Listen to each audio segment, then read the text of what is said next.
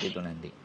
Paham Mas. Ya. Tapi kalau somasi itu kalau di Indo bisa nggak Mas? Bisa kan? Ya kalau somasi bisa, nggak ada masalah. Somasi itu kan surat peringatan. Iya. Jadi disomasi di rumahnya, di keluarganya. Kalau sampean bisa bawa polisi ya nggak apa-apa, lebih enak datang ke kantor polisi ya, tapi biaya lagi kan seperti itu. Ya itu biayanya tuh. Ngerepotin lagi, tapi nggak apa-apa. Dicoba aja yang tanpa biaya, laporan ke polisi biasa. Ya kan? Datang, Pak saya mau lapor, ini saudara saya begini-begini. Ada apa? Mau lapor begini-begini. Nanti kan dapat penjelasan tuh dari polisi.